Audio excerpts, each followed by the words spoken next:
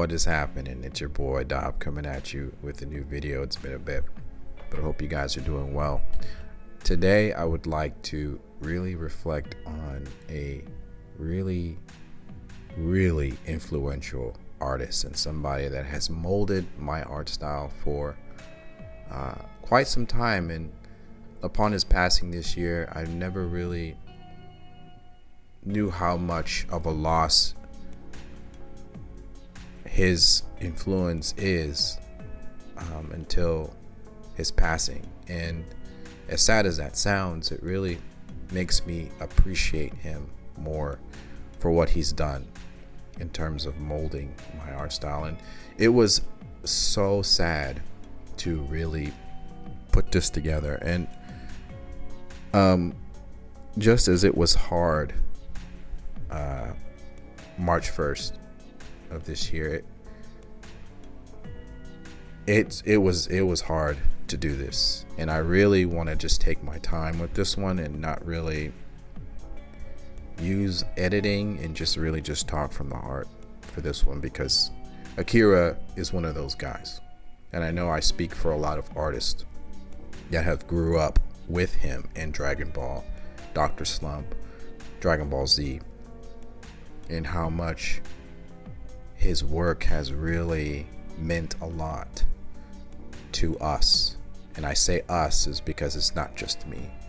And so this video again is not it's not factual. It's not really talking about anything descriptive in terms of his specific role or what he's done, his career. I don't know everything in terms of what he's drawn.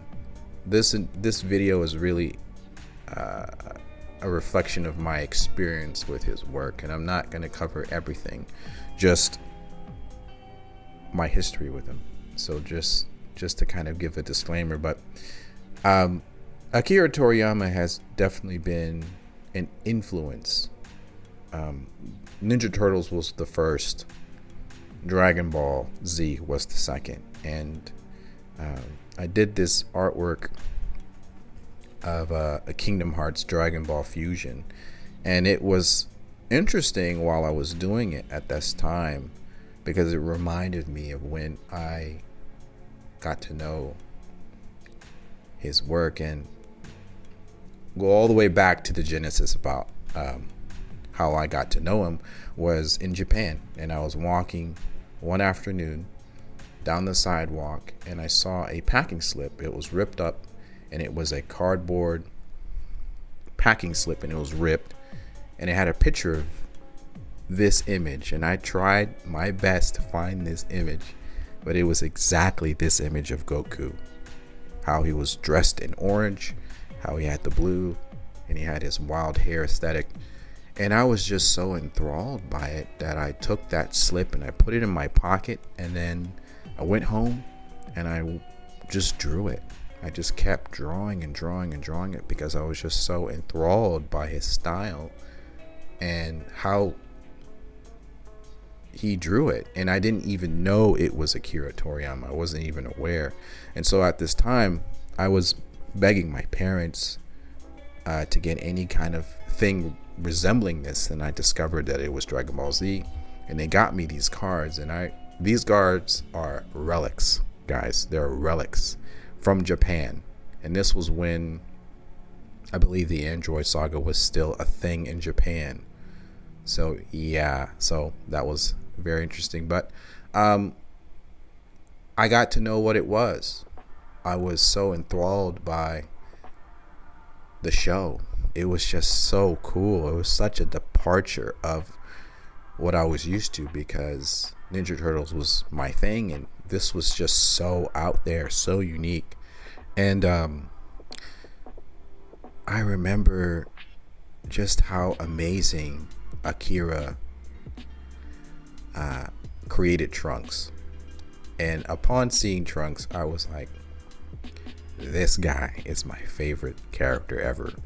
Not only because he had purple hair, he had the jacket, the pants, but this guy had a sword. He was the only one with a sword. And And I remember, fast forward to coming to Texas from Japan, and my dad was a comic artist, and I would literally draw with him during the late nights, and he would find pictures of Trunks and Dragon Ball Z, especially when the characters were in Super Saiyan form, and he would give them to me just to have me draw with him. I'll never forget those times. And I remember seeing these images specifically. And I know they weren't drawn by Akira Toriyama, but I still feel that it's important to really show them and to describe them. So fast forward, before the comics were short, the Shonen Jump ones, they were done by Viz, and my dad started getting comics of Dragon Ball Z, and I loved collecting them from the store. And I remember the back cover, I don't know if you guys remember that, but that was a thing. And the shift, there was such a shift of Akira's work from Dragon Ball to Dragon Ball Z, which was such a pivotal moment I felt upon seeing his art evolve. And it's important to really describe his evolution, especially I felt during the Super Saiyan age. And this is one of my favorite pictures ever. This obviously wasn't drawn by Akira, but just the Super Saiyan arc was so important, because it almost was as if Akira's work was transforming. And some could say, well, it looked more rush. It was more just whatever you want to call it. But it was important. And I think from that point on, it was a beautiful evolution of his work. And if you guys know his work or anything like that, you know, some of you guys know exactly what I'm talking about. The Super Saiyan arc was perfect. The way that he drew Frieza, Goku, the way he told that story was amazing. And the build up from Frieza to the android to the Cell Saga, there was definitely I loved the Cell Saga. I loved how he drew Gohan specifically, and I loved how I felt as if I was growing up with Gohan at the time, and how he evolved and how he developed. And just I loved these whole stages of Gohan, and just the way that he drew Gohan was just like, man, I felt like I was growing up with Gohan. And during this age, again, Cell Saga, my favorite of his arcs, my favorite Dragon Ball Z, Dragon Ball Super period, was when I started to kind of graduate into the Capcom artist in my own works. It was Ninja Turtles, Dragon Ball, Capcom, and then it was to the Square Enix side. And then as I was immersed in the Square Enix side and like Kimihiko and Yoshida, I started to go to Chrono Trigger because I was super late into it. And I remember this period of my life where I was just so immersed in his work again, and then his drawing of Chrono was so, it reminded me so much of Trunks, and I loved his work so much. And it was during this time that I drew my whole remix and my whole spiel on Chrono Trigger, because it was just so powerful and it reminded me of the simpler times. And I'll get to kind of how I see his work down the road, but Kajika was one of the one shots that I read around this time too. I was reading a lot of JoJo's Bizarre Adventure, and this really was a return to form, and it reminded me a lot of just the olden days of the Dragon Ball Z Frieza arcs, and I loved it. I loved it. I wish this was more of a thing, but it just made me so happy. to be brought back to those times of my childhood. But going forth, especially during his post-productions and his artworks, definitely his coloring became more softer, but his aesthetic and the way that he drew characters it just remained more simple. And that's the thing that I appreciate. It's just the theme that I really wanted to talk about was really the simplicity and the fun of his work, just going right back to form, because I was just so used to the complexity of design of characters, and I was so used to the complexity of styles and things like that. But upon going back to Toriyama's work, I was brought back to saying, okay, you don't have to try so hard. And I really loved the Sandland artworks that he's done, and it reminded me so much of the Dr. Slump times of his work. And this coloring style was so great. It really humbled me that it doesn't really matter really about style. It's more of the consistency, and he was so consistent, especially during the Dragon Quest DQ8 I remember vividly, DQ11 I remember vividly, and just all the artworks that he would display in the announcements, and then his artwork, and the fact that Toyotoru, who's done an amazing job at being his protege, has done an amazing job of carrying that torch and continuing that legacy in his artworks. And he's absolutely amazing in terms of drawing and paying homage to his work. And so props to Toyotoru. Perfect candidate to carry on his legacy. But I want to mention about Dragon Quest 3 HD remake, and not to knock on this artist, because I recognize this artist from Live Alive and Octopath. When I saw this, I was very sad, because I used to remember seeing Akira's work, and then not seeing it anymore hit me when I saw this. And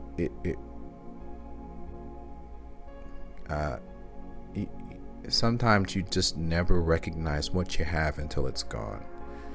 And it really made me sad upon seeing it, as I'm excited, obviously. And I don't want to get into the whole Book of Lamentations completely, but I really wanted to just really reflect on the fact that his work basically was the epitome of fun. It was very simple. It was a return to form, but it was just a lot of joy. And that's the thing that I will always remember and have immense amount of gratitude for his work, for me and my growth, is that sometimes you don't have to be complex. You don't have to be detailed. What do you mean detailed? Well, everything that he does seems to have an air of just joy and fun. And it was enough for me as a kid to pick up a pencil and improve and get immersed into it. As I am sure around that time that there were so many other things, it was his art style that got me inspired. And that I'll never ever forget. And I really wanted to really take my time with this one. And as I was gathering all of the pictures and the memorabilia of his work, it really made me sad. And I don't want to be a sap when I say that. I really miss him. And there's a part of me that wants to almost carry that and continue that. and pay respects to him for that. And he's a GOAT. He's a GOAT. And I don't care who or what comes after Dragon Ball. You can't top that, ever. And his work is immortal at this point. And I can speak for a lot of other artists. He's the GOAT. Period. But that's it. That's all, really. I don't want to be a downer, but what kind of influence has his work has done for you? Just let me know and share how he's affected you. If you are an artist or a designer, just kind of describe that and put that in the comments if you want to. I'm not going to e-beg. I'm not going to tell you or beg you to subscribe or like or anything like that. If you want to, that's great. If you don't want to, that's great too. I just appreciate those who stick around. And thank you to all the nice comments and the kind words that I've been getting for these spotlight videos. I'm not really trying to get anything. I'm just merely trying to speak from my own experience and get it out. That's really my aim, and so I appreciate it nevertheless. And I'll do more videos down the road, and it's been a bit since I've been doing this, so I apologize if I seem a little rusty. But I miss doing these, and I'll do more videos down the road. So thank you for watching, and may you have a good rest of your day, and I will catch you on the next one. Peace. Knew I could be my only victim. What really fucked me up was choosing old perspectives. Evolved this far enough just to see life at clearance. Wolves howling at the moon, you like the secret weapon. Don't you dare come near me, gather strength to continue and trust my intuition. Type of drive shift in the gear when pandemic start interfering. Put pressure from above the roof, red liquid drop down from the ceiling. Ancestors up in this room, making sure you heard their spirit. Someone feel me, watch.